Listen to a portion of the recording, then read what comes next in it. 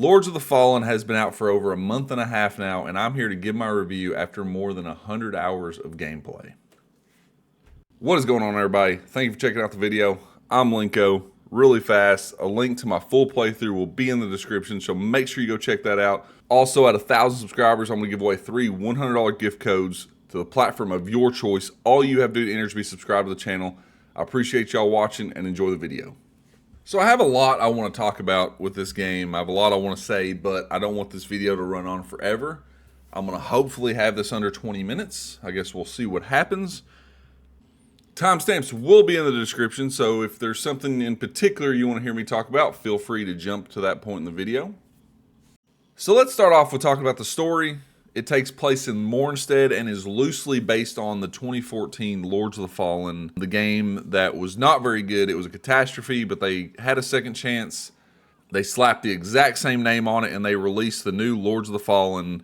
But as far as the story goes, it is very similar to Dark Souls. It is very much vague. You have to piece together the story through quest lines, talking to NPCs, and there are what's known as stigmas throughout the world that is basically just memories of moments in time, and you can use those to kind of piece together what the story is overall. So while we're on the topic of story, let's talk about the endings. At this point, I've completed all 3 endings. The first ending I did, like most people I'm sure, was the Radiance ending. So we got to fight the big bad Adyr. And unfortunately, it was nothing but a disappointment and a gimmick. And that was really unfortunate to do that to an end boss. I really feel like they missed the mark on this one. I don't know how you have the game end in that fashion, in that way. The Sundered Monarch, if you're taking that route, is basically your actual end boss. It's the last real boss fight you have. And we're going to get into talk about bosses later on, but the Radiance ending was very poor and unfortunate. Also, once you actually beat the boss, you are essentially greeted with a wall of text that tells you what kind of happened, and then it just fades the credits, which was also, a little bit disappointing. I feel like they definitely could have done more to the end of the game to make it wrap up a little bit better than what it did. It just seemed rushed to me. The second ending I did was the Umbral ending. And that is by far the best one of the 3 for sure. It has a legit boss at the end of it. My favorite boss in the game, as a matter of fact. The only thing I will say is that after you beat the boss, again, you're greeted with a wall of text that explains a few things, fade to black, credits. Which, again, is lackluster and disappointing. I did the Rogar ending last, and I actually liked it better than the Radiance ending. You had a touch more feedback with a shortcut scene, but like the other 2, it just goes to a wall of text and then fades into the credits. So I felt overall the ending was just really lackluster, and it's just like, it's over. You can continue your journey or you can keep playing, whatever you want. Well, the ending wasn't that great, but overall I think the story was fine. It just felt like the ending was rushed. Okay, up next, let's move on and talk about world and level design. The world of Mornstead essentially consists of 2 realities, Axiom and Umbral, the realm of the living and the realm of the dead. I'll go ahead and say that personally, I like the level design. I like the freedom of exploration. You can go into areas way too early where you're under-leveled. But on the flip side, you could also find a level too late and be over-leveled and kind of walk through it. You have your vestiges, which is essentially your bonfire, and then you have vestige seeds, which acts similar to a vestige, but is a temporary checkpoint. Talking about the level design for a minute, I do think it's very good. They have tons of shortcuts everywhere, but I don't necessarily think it's perfect. It's both good and bad, in my opinion. It's awesome that there's a lot of shortcuts, but at the same time, I think the negative is that the shortcuts are only within that area of the game, on that level. Like in Dark Souls, for instance, you kind of have shortcuts on top of shortcuts to get you back to Firelink Shrine very quickly, which is awesome. You're never too far from Firelink Shrine, and I think it's not as much as the game's fault as it's just the size of the game. I think games nowadays, they're just so big that it's hard to have the entire game revolve around the hub world so tightly. And I think the negative of that is the shortcuts are great, but nothing ties back into the hub world super well. It does tie in, but anywhere you're at on the map, you're probably going to have a relatively long haul back to Skyrest overall without the option of fast traveling, which from what I heard early on, they wanted to originally be like Dark Souls and have no fast traveling, at least in the early portions of the game. And I think that would have just been really brutal with how big the game is. But because you can fast travel, I think the shortcuts are great. Another thing to touch on talking about the world is the enemy density. And I will say that they have cut it way down from my second and third playthroughs as opposed to my first. There was one area in the game that I specifically remember on Pilgrim's Perch fairly early that there was 2 spiky head dudes, a knight, and several ranged guys. And you kind of drop down and you have a shortcut over on your left. They have completely removed the spiky head guys from that situation, and I don't know. I don't necessarily know if it's a bad thing or not. Personally, I fought through it. It was fine. They could have left it in, and I know in later New Game Plus playthroughs, they slowly add the enemies back in. But I think the big problem with the traversal around the world and the enemies was the ranged as opposed to the melee enemies. I think they just had way too many ranged enemies spread throughout the world, and it just caused a lot of problems when you're trying to deal with melee enemies and you have something shooting at you from a distance. It wasn't fun. I am on board with everyone else as far as that goes. It was more like manufactured difficulty rather than like easily overcome. But I think part of it was they wanted you to use the range options available in the game. But not everybody wants to play that way. Sometimes somebody just wants to take a massive sword and go smack stuff. So I think ranged enemies was more the issue than just like having stronger enemies in certain areas. There was multiple points on Pilgrim's Perch where they removed a couple spiky head guys. I also know they overdid it a bit with the ambush enemies, especially in the later areas of the game. I do believe that has been toned back now. But yeah, basically every corner you went around, there was somebody waiting there to attack you, especially in Pilgrim's Perch. Every time you turn a corner, somebody was just trying to knock you off the edge. That's not very enjoyable. I think they overdid it with those a touch. I do think they've dialed it back in recent updates, so it's gotten a little bit better, but it's still just frustrating to begin with. Another issue that I have with the game, and it's trophy related, is the Wayfarer trophy. The one where you got to visit all areas of the game. And I believe the way you get that trophy is to have essentially the area that you walk into pop and it comes across the top of the screen to show that you transitioned into that area. They don't always pop off. They don't always show the transition. And because of that, I don't know what I'm missing, and I have not gotten the trophy even though I've played through the game 3 times. But overall, I'll definitely say I like the world. I love how Axiom and Umbral are woven together. I feel like it definitely made for an awesome exploration experience. You definitely had to make sure that you explored Umbral really thoroughly because you may miss out on an upgrade material for your Estus Flask or your lamp. So I absolutely have my nitpicks, but overall I do think the level design in the world was done very, very well. So moving on to combat and mechanics, there are 6 stats in Lords of the Fallen that you can level up. You have an endurance stat, which ups your stamina and your equipment load. You have vitality, which ups your overall health pool. And then you have 4 attacking stats. Strength is fairly straightforward. Smack people with large weapons. Agility is kind of like Dex, smack people with smaller weapons. You have Radiance, which is essentially your faith, and Inferno is your pyromancy. Now, if you up Radiance and Inferno together, then you can do some Umbral magic. First up, let's talk about parrying. Parrying is a very powerful mechanic in Lords of the Fallen, if you should choose to use it. You can see the lock-on reticle, there's a second bar that is around that. Once you deplete that bar by parrying a certain number of times, you can get a Grievous Strike on an enemy. Some enemies require more than one parry to get your Grievous Strike. Stronger enemies.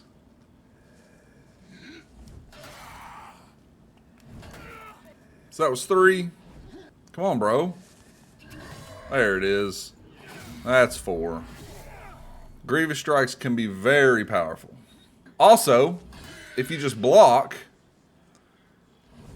you'll build up wither damage. It's the white on my health. You can attack to get that health back. The cool thing about it is you can parry with anything. It's not just a shield. You can also parry with 2 swords, any weapon in the game. Now timing becomes a little bit more difficult depending on the weapons you're using to parry with.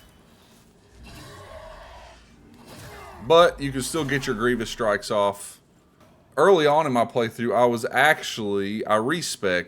actually using Ravager Gregory's sword. It was plus 10. You can see right here, I'll equip it. I was using this right here. Parry timing was a little bit more difficult to get down with this thing because it's a lot slower trying to parry with it. But you can parry with any weapon in the game. And as long as you're blocking, you only take withered damage. You will not take any actual damage unless you get hit. So I think that is a fairly cool mechanic in the game. The game also has a kick when you push R1, L1, which I like significantly better than the Dark Souls version of the kick. The game also has a feature called Soulflay, where you can rip the soul from an enemy's body, which I think is pretty cool. Now, you can send them off the edge. Later, bruh. Or you can just pull their soul out of their body. Oh, deal damage. And then all you gotta do is land 1 hit. And they're done. Now, granted, obviously, these are weaker enemies, so on late game enemies, it's not necessarily going to be that easy, but you get the idea. One thing when it comes to combat that I think is really cool in Lords of the Fallen is you can not only combine heavy and light attacks, but you can also combine two-handed and single-handed attacks. So right now I got my shield out. If I go 1-2 triangle, I'll pick up two-handed and I'll start attacking. I think that's awesome mid-combo to be able to do that. You also, if you hit L1 and R2, you will do a multi-hit attack. And also, it varies if you have a single or two-handed. So when it comes to combat, especially the melee, you have a lot of options. You have a variety of things that you can do when fighting, and I think that's pretty cool. So one thing I think is a big W for Lords of the Fallen are your ranged options and how the range works.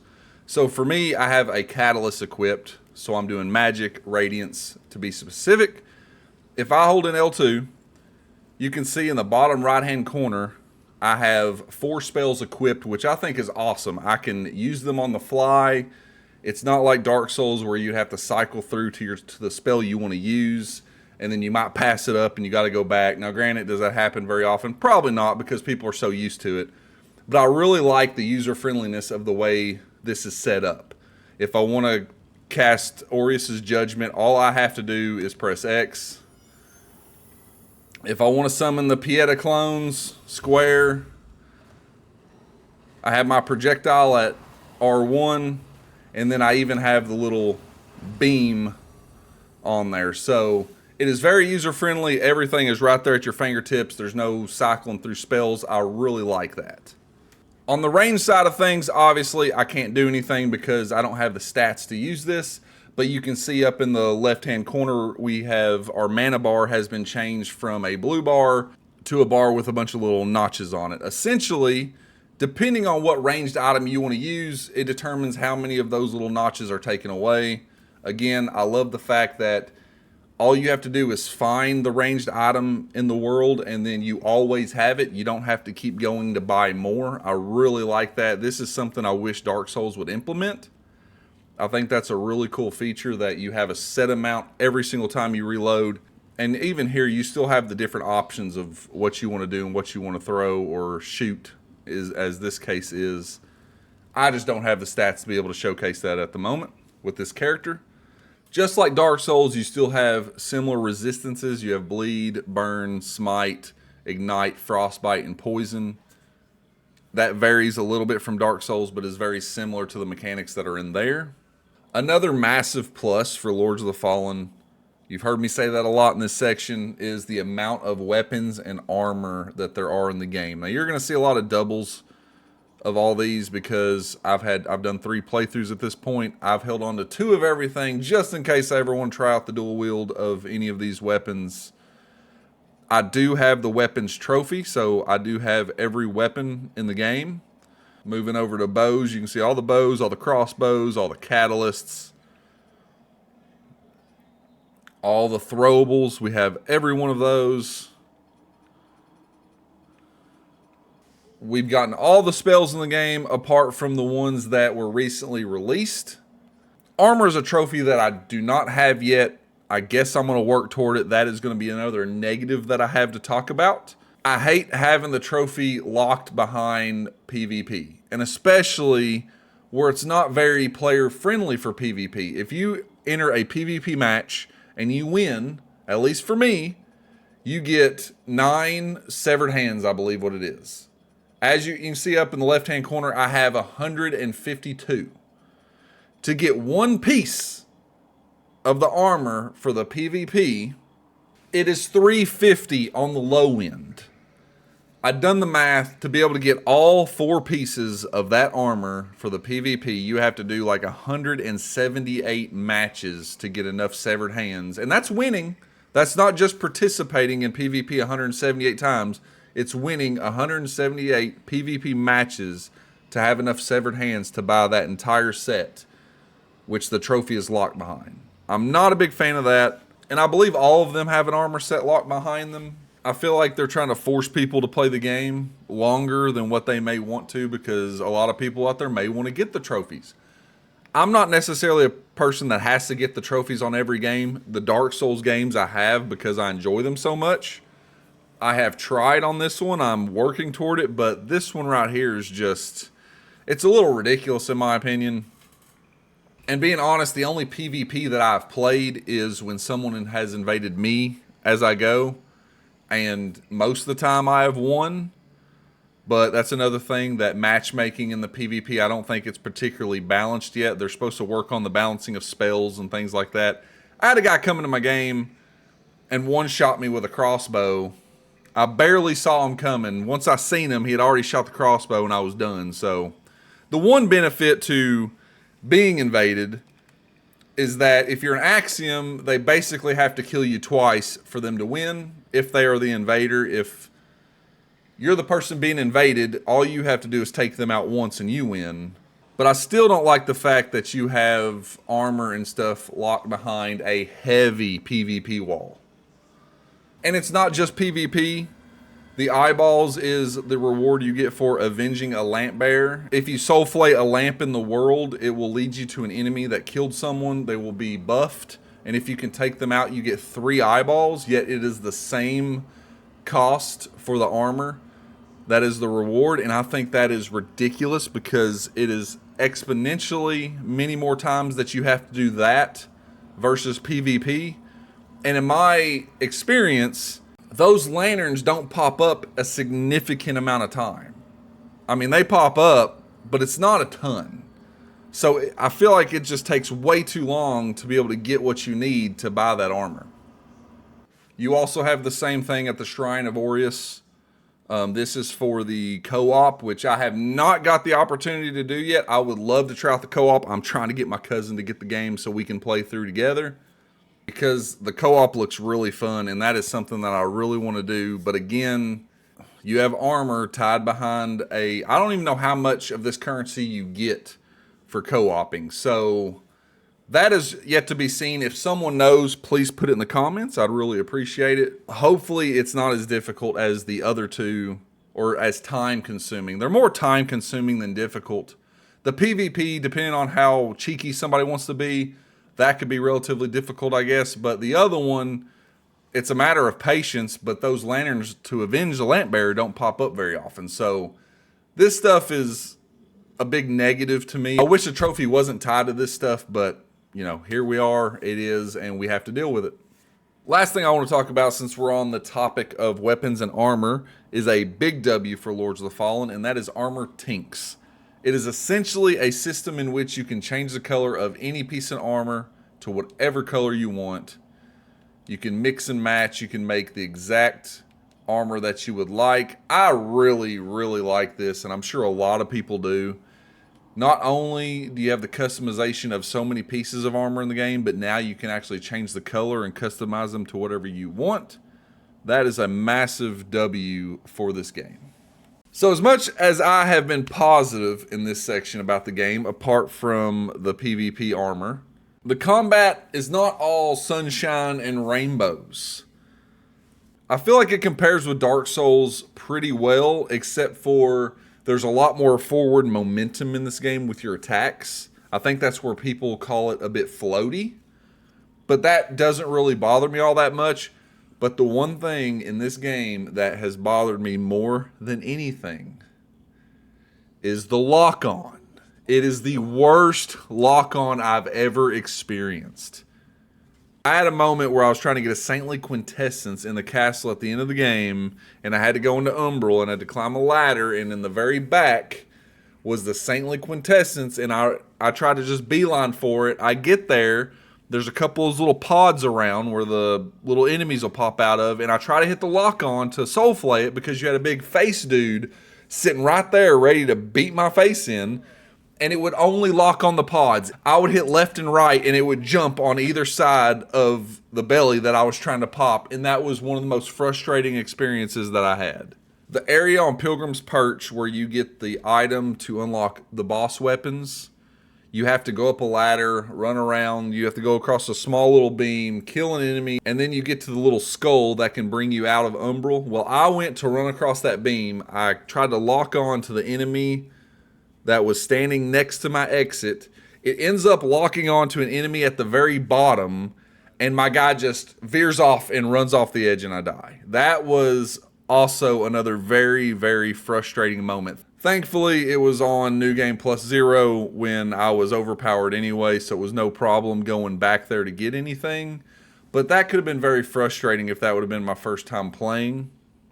Supposedly, in a recent update, they fixed it, but I've still been playing the game, and I feel like it is the exact same. Maybe I need to go into my settings and change something, but the lock-on needs some desperate, desperate work. It seems like it prioritizes enemies above the items, which isn't necessarily a terrible thing, but if I'm trying to switch between an item and an enemy, don't jump the item to the next enemy. Like, move to the item, let me get the item, and then I'll take the enemies out. The lock-on is maybe the worst lock-on I've experienced in one of these games, hands down, without a doubt. The combat, everything else, I'm enjoying. I really liked it, but the lock-on, it is absolutely horrendous. So I want to move on and talk about the bosses for a moment, and then we'll touch on performance, and I will give my final thoughts to end the video. But as far as the bosses are concerned, I was actually pleasantly surprised. In my initial first impressions video I've done, I felt like the bosses were a bit squishy. They weren't bad, but I just felt like they needed a health bump.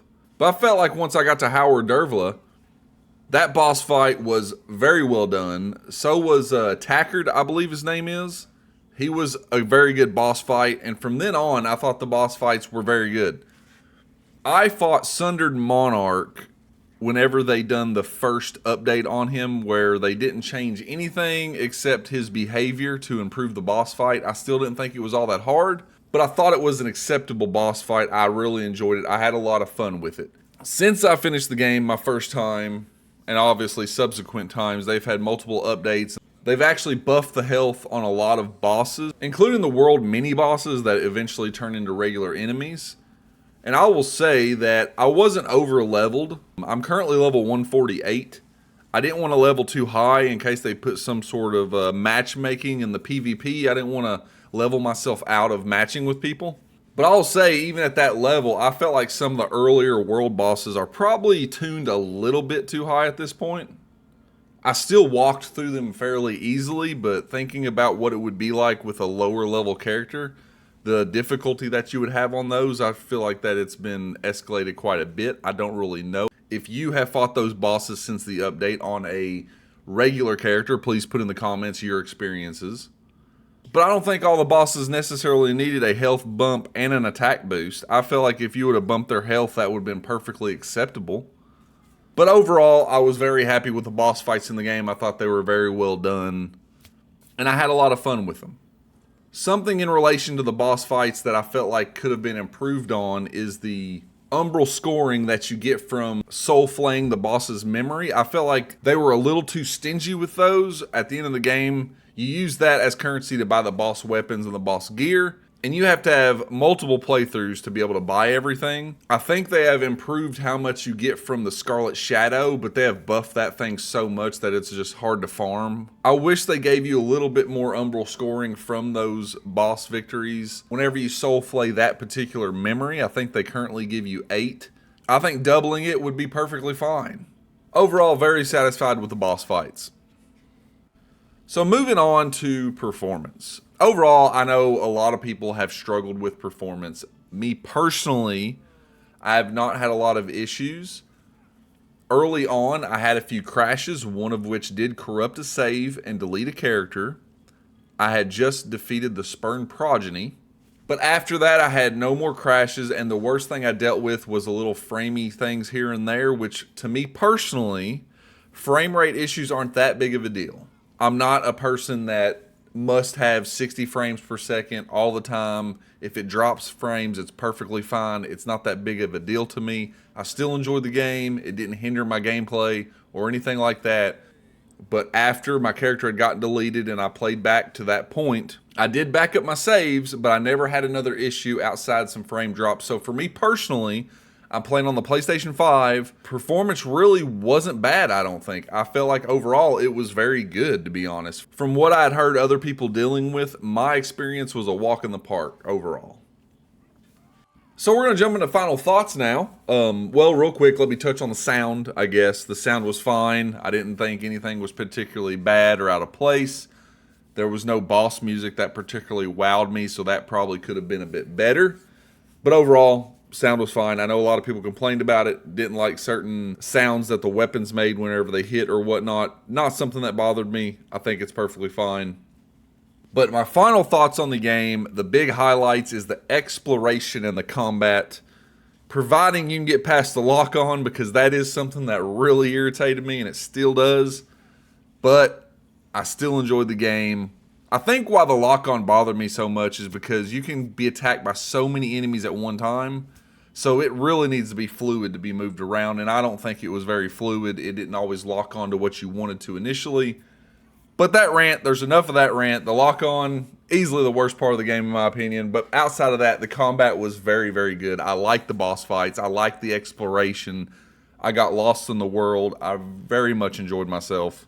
And I had minimal performance issues. I do think they probably could have delayed the game a bit just to make sure it come out a little more smooth. But you have to give the developers credit of how many updates they have put out to try to do their best to fix the game and make sure it runs smoothly for people. They have been working night and day, which is awesome to see that they're putting so much effort into it. They're not just leaving us sitting here with all these issues. They're actively trying to fix it. So props to them for that 100%. If I had to give this game a rating, I would probably give it an 8.5 out of 10. I really enjoyed it, but there are those few things that held it back for me. Now, if we're talking about do I recommend this game to people, absolutely. Especially if you're an OG Dark Souls fan, this is an absolute must play. Now, if you're a Sekiro and a Bloodborne fan, then maybe Lies of P is more your speed. But in my opinion, bang for your buck, Lords of the Fallen is 100% worth it. Absolutely try it out. Watch somebody's playthrough. See their experience with the game first if you have to. 100% do not miss your opportunity to play the game, especially if it goes on discount. I know over Black Friday, which unfortunately by the time this video goes up has passed, but it's going to be 34% off. That is a great deal for a game that's only been out for a couple months. Alright guys, that ran a little bit longer than I'm hoping for. I'm sure of it. But let's continue the conversation in the comments. Let me know, what did you think of the game? What would you rate the game? I want to know your thoughts. Let's have a conversation. Don't forget, I am doing a giveaway at 1,000 subscribers. I'm giving away 3 $100 gift codes to the platform of your choice. 3 people are going to have the opportunity to win. All you have to do to enter is be subscribed to the channel. I will have my playthrough linked in the description. If you want to go check that out, that would be absolutely awesome. I appreciate everybody that watches these videos. I hope you enjoyed it, and I will catch you on the next one. Later.